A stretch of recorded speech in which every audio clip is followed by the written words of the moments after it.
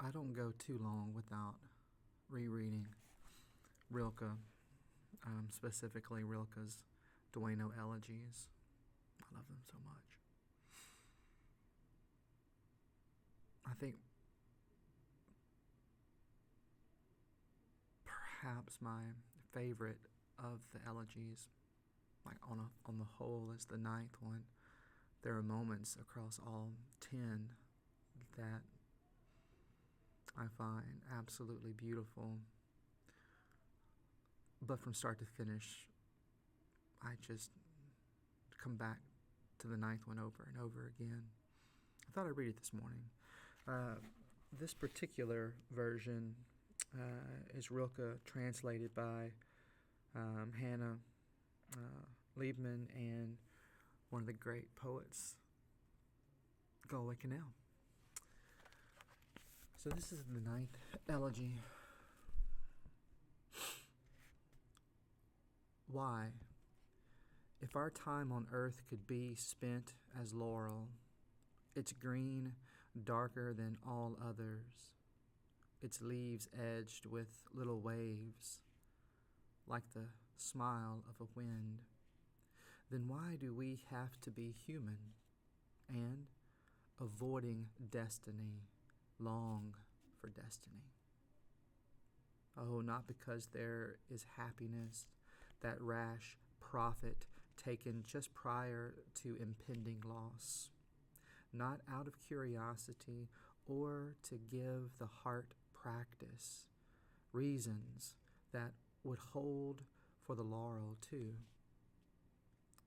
but because being here is so much, and because everything in this fleeting world seems to need us and strangely speaks to us, the most fleeting, once for everything, only once and no more, and we too only once, never again, but to have been this once, if only this once, to have been on the earth can never be taken back.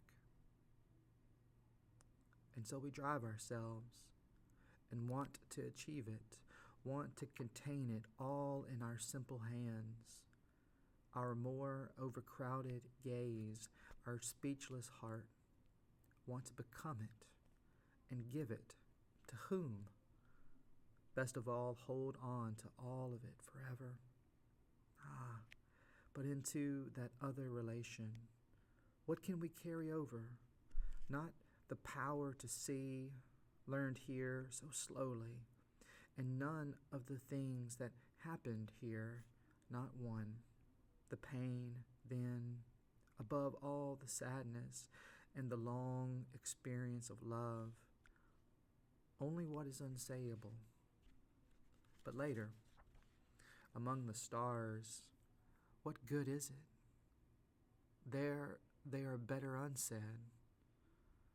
For the wanderer doesn't bring back from the mountainside to the valley a handful of earth, unsayable to everyone, but rather a word gained, a pure word, the yellow and blue Genetian. Are we perhaps here in order to say house, bridge, fountain, gate, pitcher, fruit tree, window, at most, column, tower, but to say you understand, oh, to say them as even the things themselves never meant so inwardly to be. Isn't this the devious cunning of our reticent earth when it urges lovers on, that in their emotion each and everything would delight in itself? Threshold. What does it mean to two lovers when they were away a little, their older threshold, they too after the many before those to come lightly? Here is the time for the sayable. Here it's home. Speak and avow it. More than ever, Things that can be experienced fall away, shunted aside and superseded by unseeable acts, acts under crusts that readily shatter when the inner workings outgrow them and seek new containment. Between the hammers, our heart endures, like the tongue between the teeth, which yet continues to praise. Praise this world to the angel, not the unsayable one. You won't impress him with your glorious emotions. Out there, where he feels with more feeling, you're but a novice. Rather, show him some common thing shaped through the generations that lives as ours, near to our hand and in our sight. Tell him of things.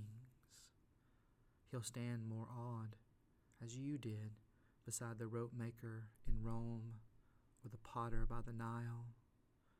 Show him how joyful, how pure, how much ours a thing can be. How even the lamenting of sorrow resolves into pure form, serves as a thing or dies into a thing, and in going across blissfully flows from the violin. And these things that live by going away know that you praise them. Fleeting, they look to us for rescue, us, the most fleeting of all.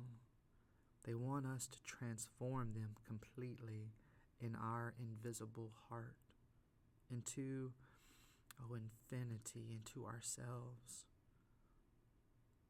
Whoever finally we will be. Earth, isn't this what you want? To arise in us invisible? Isn't your dream one day to be invisible, Earth, invisible? What if not transformation is your urgent commission? Earth, my dearest, I will.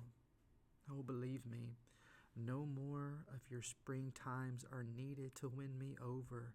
One, a single one, already is too much for my blood. Secretly, from afar, I have chosen you. You have always been right, and your most sacred thought is intimate death. Look, I'm alive. On what? Neither childhood nor future grows less. Overabundant being wells up in my heart.